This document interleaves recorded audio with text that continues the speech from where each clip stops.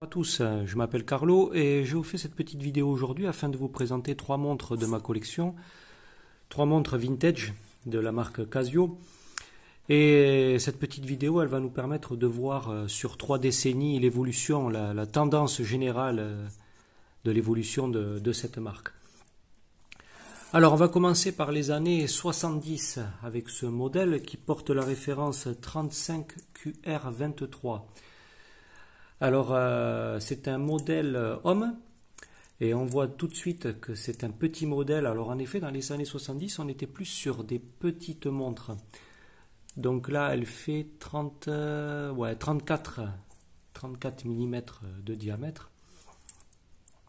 Aujourd'hui, c'est considéré comme une petite montre, voire une montre pour les dames. Alors, c'est un modèle qui est tout en acier inoxydable, avec le fond vissé, ce qui est un gage de qualité. Par contre, au niveau des fonctions, on est sur un modèle qui est très sommaire. Donc nous avons l'heure, nous avons la date avec le jour de la semaine, nous avons un petit éclairage très faible, et nous avons un chronomètre à la seconde. Voilà, là on oublie les dixièmes, on oublie les centièmes, on est à la seconde. Et sur l'écran principal, on n'a pas la représentation directe des secondes, par contre on a une indication quand même. Le jour de la semaine là qui clignote en fait représente les dizaines de secondes. Donc là on sait qu'on a entamé la 30e, on est entre la 30e et la 40e seconde. Là on vient de passer à 40 secondes. Voilà. La petite étoile là, le petit plus, c'est un plus ou une étoile? Un petit plus, ça nous dit qu'on est sur l'horaire d'après-midi. Voilà donc une montre de bel aspect. Voilà, typiquement des années 70, un aspect, on va dire, shiny, brillant, tout en acier inoxydable, avec un verre minéral. Pas de notion d'étanchéité, je l'ai ouverte pour mettre une pile, il y a un petit joint dedans, mais il n'y a pas de notion d'étanchéité, donc on la considère comme non étanche. Voilà, sympathique, montre de qualité, un bon modèle vintage, bien représentatif, comme je le disais, des années 70. Là, on va passer dans les années 80, avec ce modèle qui porte la référence A850. Alors là, on commence à arriver dans l'ère du plastique, parce qu'en fait, cette montre qui semble de prime abord en acier inoxydable est en plastique en fait. Le corps de la montre, le boîtier est en plastique, on le voit là, on voit du noir, là c'est du plastique. On a juste le fond qui est en acier inoxydable ainsi que le bracelet, et ça c'est une espèce de couvercle de boîtier qui doit être aussi qui est en alliage à mon avis, car c'est très fin et c'est collé sur le boîtier. Donc ce qui nous fait une montre qui est beaucoup plus légère que la précédente, malgré qu'elle soit d'une taille un petit peu plus grande. En effet, là on est sur un 36 mm. Mais on reste tout de même sur un modèle assez petit. Par contre, au niveau des fonctions, on a une nette évolution, hein. Donc là, on a en affichage principal, on a l'heure, le jour de la semaine, ainsi que la date. On a une fonction chronomètre, cette fois-ci, qui est au dixième de seconde, avec un temps intermédiaire. On a une alarme et on a un signal horaire. Alors la montre ne fait pas de bruit là quand on change les modes, par contre l'alarme fonctionne. Et on a un éclairage aussi avec une petite lampe un petit peu plus puissante que la précédente, mais c'est nettement insuffisant par rapport à ce qui se fait maintenant, quoi. Là non plus, pas de notion d'étanchéité, et un modèle assez sympa moi je trouve, hein, qui lui aussi représente bien son époque, hein, les années 80. C'était la grande mode des montres digitales et c'est le début des montres avec différentes fonctions. Là, on est typiquement dans le modèle, on va dire, classique, hein, chrono, alarme. Rien de bien exubérant, mais un modèle qui, pour son époque, devait être assez sympathique. Voilà, un bracelet de chez un bracelet d'origine de chez Casio, d'un petit peu meilleure facture que le précédent.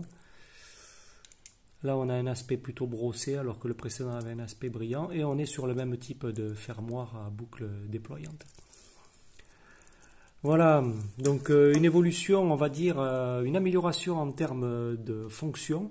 Par contre, une légère baisse de qualité, hein. Le fond n'est plus un fond vissé, c'est un fond clipsé, ça se faisait beaucoup à l'époque. Et un boîtier en plastique. Donc, au niveau qualité, on a baissé un petit peu en qualité, mais c'est plus léger et c'est tout aussi résistant, car elle a quand même traversé les âges malgré tout. Voilà pour les années 80. Et maintenant, on passe aux années 90. Donc là, changement total de style, hein. Donc on a ce modèle-là qui est le JC22. Alors j'aurais pu choisir autre chose, un modèle équivalent aux précédentes, mais finalement j'ai préféré prendre ce modèle qui me faisait rêver quand j'avais 18 ans, donc dans les années 90. Donc là, donc comme je disais, évolution certaine. Là, on est passé au tout plastique, hein. On n'a plus que le fond, qui est en acier inoxydable, tout le reste en plastique. Par contre, on a gagné énormément en termes de fonction, comme on va le voir, et surtout en termes d'étanchéité, parce que là, on a une montre qui est étanche à 100 mètres, donc qui permet la baignade. Et ça, c'est quand même une grande évolution. Au niveau des fonctions, donc, on a l'heure, la date. On a les fonctions spécifiques à ce modèle qui est un chronomètre. Et la fonction spécifique à ce modèle, c'est ce qu'on appelle le pacer. C'était un espèce de rythmeur qui permettait de choper un rythme en faisant du footing.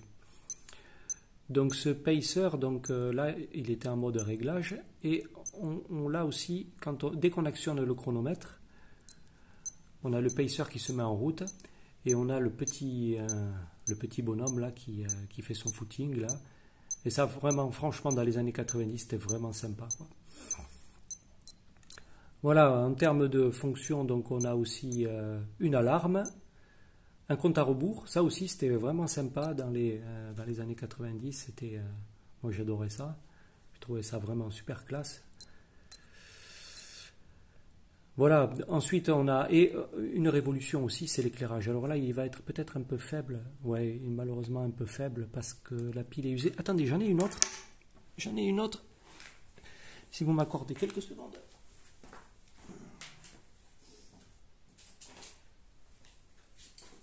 Oui, en fait, j'en ai même deux autres. J'en ai deux autres et celle-là, j'ai changé la pile récemment, donc voilà. Donc là, on a le fameux éclairage Illuminator. Donc ça a été quand même une grande révolution chez Casio. Ça permet un éclairage qui est beaucoup plus lumineux, qui rend l'heure beaucoup plus lisible en fait. Et on passe d'une petite lampe à incandescence à une diode électroluminescente.